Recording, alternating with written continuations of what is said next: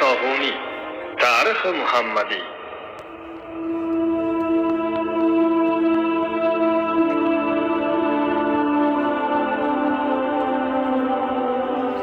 Payg'ambarimizning nasablari va tug'ilishlari. Bilmak kerak, kim ummatman degan har bir odam Payg'ambarimiz Muhammad alayhissalomni o'z ota-onasini taniganidek bilishi lozimdir. Payg'ambarimiz sallallohu alayhi va sallam o'zlari arab naslidan, Quraysh qabilasi Bani Hoshim urug'idan bo'lib, nomi shariflari Muhammaddir sallallohu alayhi va sallam. Tug'ilgan joylari Arabistonda Makka shahridir. Otalari Abdulloh, Abdullohning otasi Abdul Muttalib, uning otasi Hoshim, uning otasi Abdumanofdir. Ushbu 4 otalarni bilishlik har bir musulmonga lozimdir.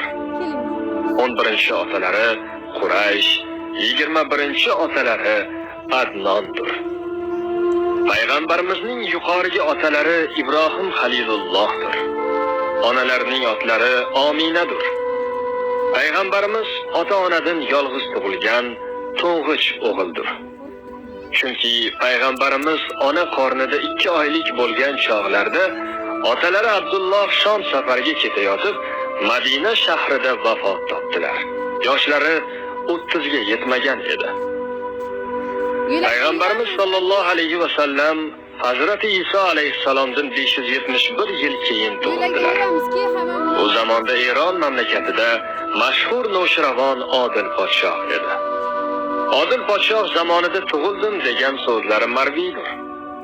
Rabiul Avval oyining 12-kuni dushanba kechasi sahar vaqtida dunyoga keldilar. Ona qornida yotishlari, onadan tug'ilishlari boshqa bolalardek bo'lmadi. Chunki onalari Omina og'ir bo'y xotinlardek qursoq og'irligini sezmadi. Yuklik xotinlarga bo'ladirgan badan og'irchiliklarning hech birini bilmadi.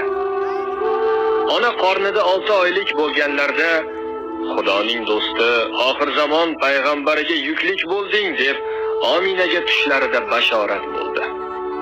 Bu muborak o'g'il tug'ilgan so'ngida oti Muhammad bo'lsin deyildi.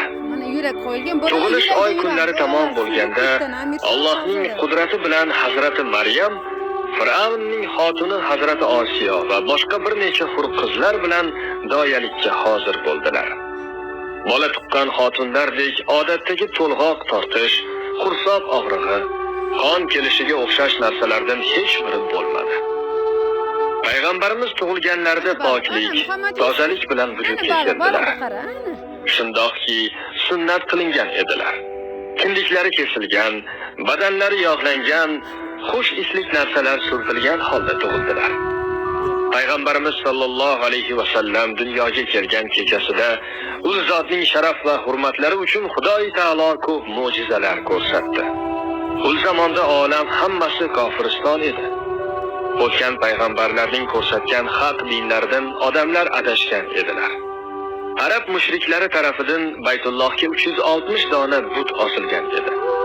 Arablarning har bir urug'i o'zlariga atab Baytullohga bir donadan but osib qo'yishni odat qilgan edilar. Mana shu butlar payg'ambarimiz tug'ilgan kechada hammalari yuztuban yiqilib yerga tushdi. Ertalab kelgan kofirlar bu holni ko'rib hayron qoldilar.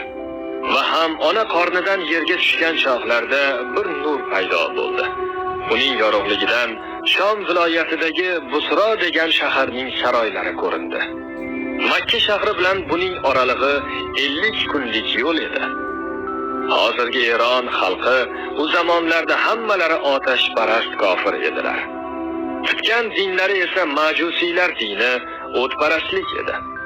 Bularning otashkada, ya'ni ibodatxonalardagi 1000 yillab uzun zamonlardan beri o'chmay yonib turgan hisobsiz o'tlari payg'ambarimiz ona qornidan tushgan chog'larda o'chib qoldi. Yana uni mamlakatda Sova degan bir ko'l bor edi. Shu kechada yerga singib ketib, Samova degan cho'ldan qaynab chiqdi. U cho'l suvga mo'l bo'ldi, ko'lga aylandi. Mana shunga o'xshash u kechada bir necha turli mo'jizalar paydo bo'ldi. Kim agar ularning hammasi bu o'rinda yozilsa, bir kitob bo'lar. Endi bu joyda aytganlarimiz daryodan bir cho'mich, xirmondan bir hovuch misoli bo'lsa ham qolganlarga ishorat, mo'minlarga bashoratdir.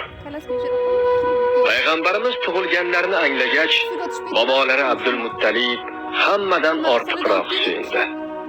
Yoshligida o'lib ketgan bolasi Abdullohdan yodgor qolgan yolg'iz o'g'lim Muhammad deb ko'p suyar edi.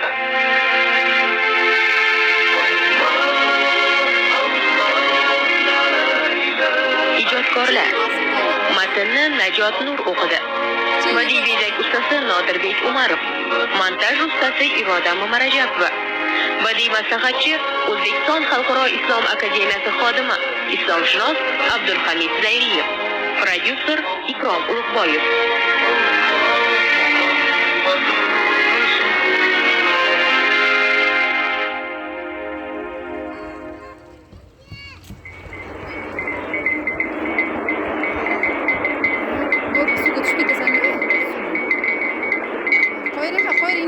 U zamondagi shaharlik arablarning odatlari yangi tug'ilgan bolalarni sahrolik badaviy qabilalarga emizishga berur edilar.